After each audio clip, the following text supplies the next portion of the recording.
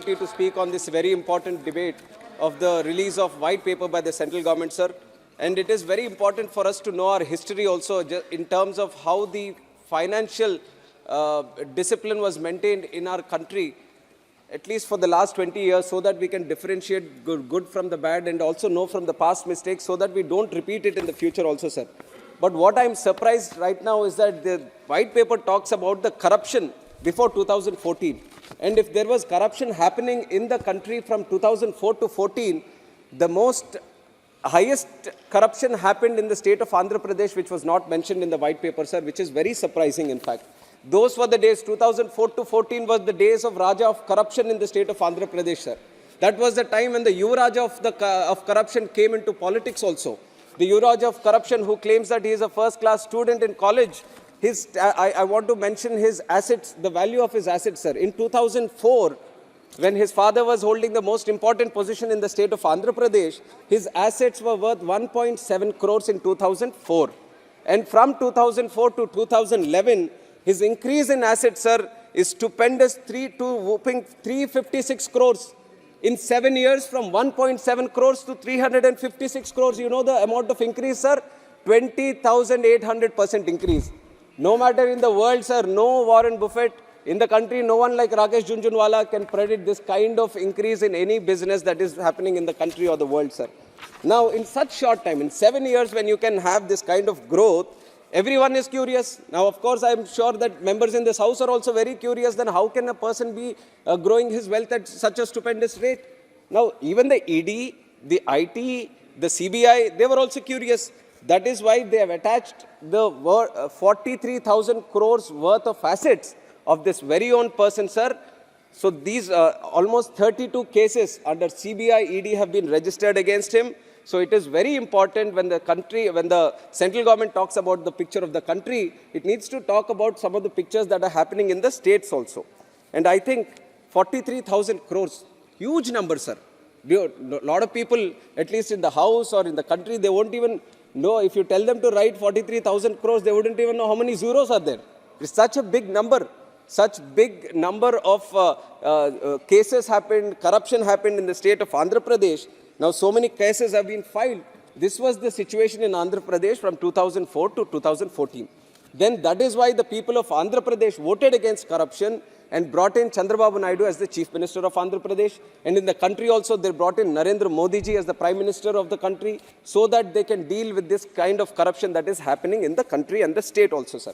And from 2014 to 19, not a single case of corruption happened in the state of Andhra Pradesh. There might have been differences between the state and the center. They were purely in terms of how to progress the country and the state, sir.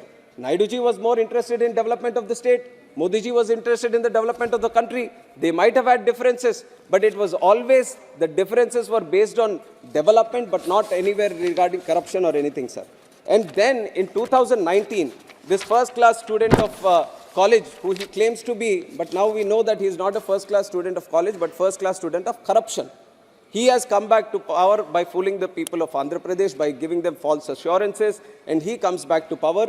And now the same culture which was happening from 2004 to 14 is prevailing again in the state of Andhra Pradesh, sir. Now what happens? He is at the helm of affairs. At one time when his father was at the helm of affairs, 43,000 crores of assets were attached by the ED. Now imagine when he is only at the helm of affairs. Sir, I'll finish in 2 minutes, sir. Very small one only I prepared. So he has legalized, he has centralized, he has organized the mafia, the crime in the state, and he is now trying to earn money out of it. Liquor mafia has started in the state of Andhra Pradesh, where if you see, sir, now today, with the inclusion of digital payments, you can buy a tea also by paying through Google Pay, sir. But in Andhra Pradesh, the state government is selling liquor, but you can't buy using Google Pay, you can't buy using UPI, you can't buy using a card, you can't get a bill also. So imagine how much illegal wealth is being generated by the government itself by selling liquor today, sir. And then we have sand in the state. Entire sand is given to one company, sir, with dubious tenders. Nobody knows how it ended up being in the hands of one company. But that is the situation in the state of Andhra Pradesh today. And there is the J tax, which has been specially brought in for illegal mining, for land grabbing, for drugs, and different kinds of activities Mr. for Naidu, you approvals have to in government. Sir, I'm finishing in 1 minute. Already 5 So, minutes I'm finishing, sir. Sir, the point that I Don't want to prove make here, yourself the point to- that I want to make here, sir, if the central government is releasing white papers and just letting us know what happened and what has not happened right now, but I would say they should have zero tolerance about people who involve in these corrupt practices also. At one point of time, they were talking about bringing in fast courts, judicial laws and all, so that people who are so corrupt shouldn't be in politics. A1 is sitting as Chief Minister in Andhra Pradesh. A2 is sitting in Rajya Sabha, who is involved in all these cases. Now, if these kind of people are running the state and the country, how can we progress? We need to release white papers every year also.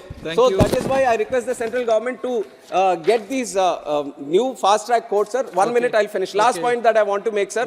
One thing regarding Visakhapatnam steel plant. It was said to be being privatized, sir. I resist against it. I've already mentioned it before also, sir. Nagarnool steel plant in Chhattisgarh was taken aback from privatization. In the same lines, the steel plant in Vizag, which is under RINL, should be merged with SAIL, sir.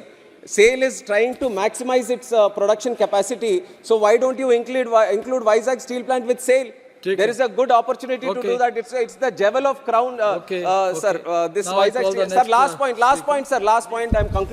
I'm just concluding, sir. I would like to thank the central government for announcing Bharat Ratna for 3 most important people of the country. Narasimha Rao ji, who also hails from our Telangana state, and also Chaudhary Charan Singh ji and M. Swaminathan ji. It's a very good gesture from the central government, sir. But I, from our state, from our behalf, from Telugu people, sir, I would like to request Yoga Purushudu Vishwavikyata Natasarva Bomudu Swargiya Nandamuri Taraka Ramarao Garu, who is dearly called as Anna Garu by all the people, Telugu people, not just in the country, sir, outside also, sir, that he also be granted Bharat Ratna, sir. He deserves it. He has been an excellent actor who's being treated as God even till today by people of Andhra Pradesh. He has been working for the backward classes, and he has brought in numerous reforms for the poor, sir. So I definitely put that request in front of the central government to grant him Bharat Ratna also, sir. Thank you.